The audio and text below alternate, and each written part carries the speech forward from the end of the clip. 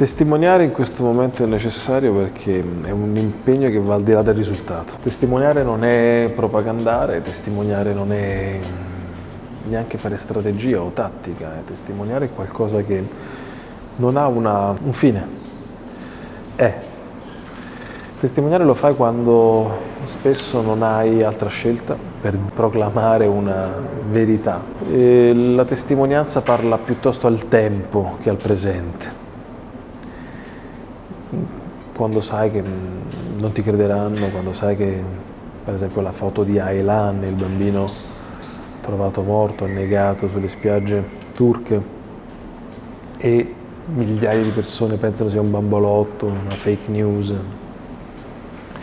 lì non ti rimane che testimoniare, cioè mettere il tuo corpo a sostegno della tua verità e della tua responsabilità.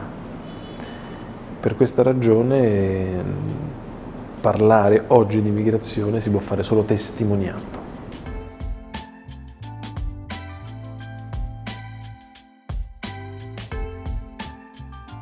Ho fatto un appello probabilmente fallito, perché un pezzo importante degli intellettuali italiani sicuramente in prima linea, la maggior parte codardamente sono tutti in silenzio. Cantanti che prima si schieravano, furbescamente stanno zitti per paura di non riempire stadi, palazzetti o che sia. Artisti di ogni ordine e grado, silenziosi, prudenti, neutrali, si dice, no? Oggi invece questo non c'è più. Quindi prendere posizione contro questo governo e contro queste argomentazioni significa avere coraggio e non vantaggio.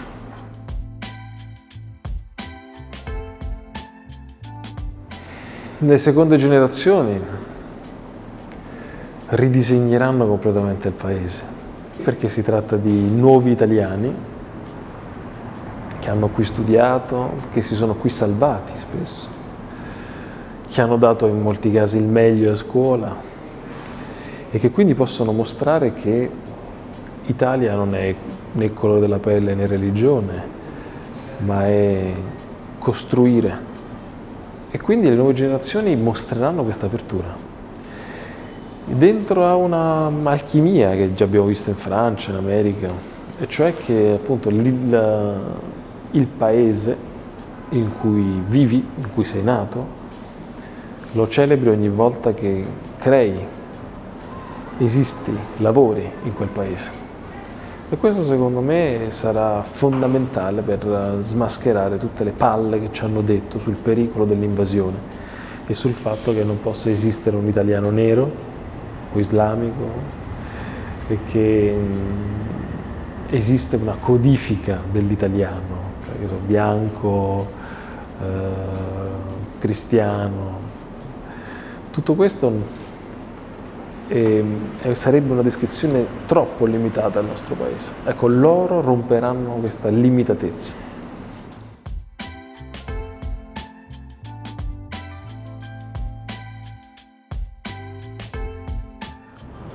Attraverso il racconto di Greta probabilmente l'abbiamo già visto, cioè raccontare tutto questo facendo sentire la responsabilità gigantesca che le generazioni di oggi hanno sul futuro, in un mondo dove il futuro non esiste, perché se tu non è che puoi guadagnare il futuro, tu guadagni ora o mai più.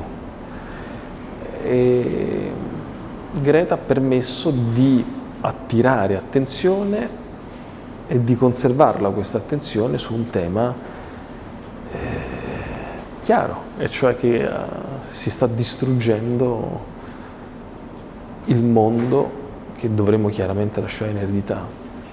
Detta così è molto banale e anche distante, raccontata da una ragazza e mostrata per esempio in un documentario fa la differenza. Per quanto mi riguarda, quella bambina è simbolica, chiaramente, per diverse ragioni. Innanzitutto è proprio una bambina che deve puntare il dito, perché è alla sua vita che stanno mettendo mano i governi, molto più che per esempio alla mia vita. Quindi sul piano dell'età lei aveva più diritto di altri, come i bambini in genere, di giudicare queste politiche. In secondo luogo, purezza. Si ha voglia che questa battaglia sia fatta da animi innocenti, altrimenti c'è troppo sospetto. Noi siamo abituati a sentirci a casa nella crudeltà. Noi ci fidiamo solo della cattiveria, ci fidiamo solo della furbizia.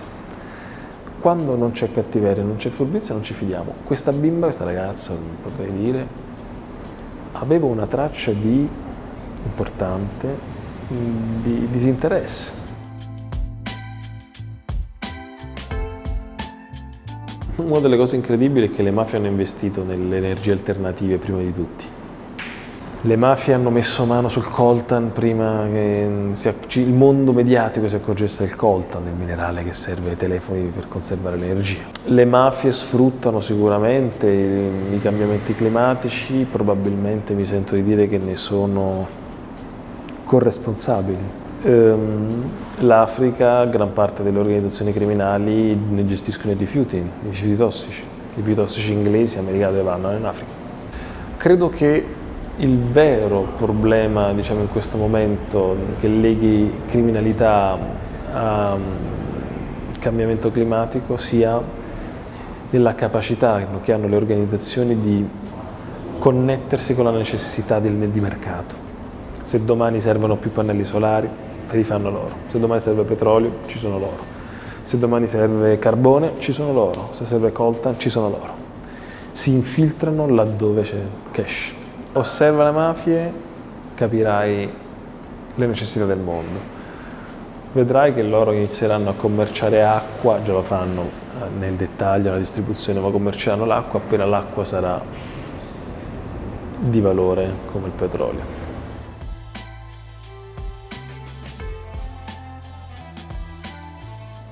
Guarda, noi abbiamo prove, per esempio, delle discariche nell'Africa equatoriale occidentale, in Liberia, Sierra Leone, Benin, dove le discariche di rifiuti tossici sono gestite da criminali e con un mercato tutto occidentale.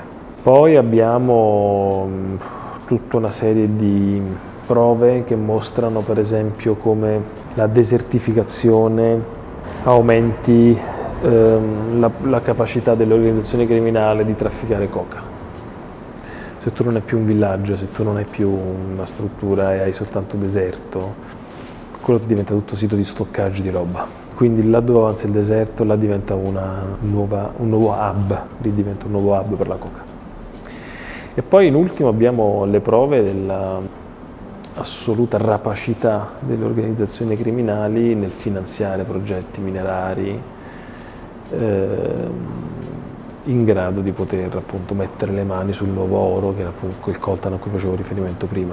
Io credo che quando si tratta di parlare di clima non si possa non fare riferimento al capitalismo. Il capitalismo va completamente riformato e piccoli accorgimenti non potranno salvare il pianeta. Nel momento in cui il profitto è la prima regola, creperemo col profitto.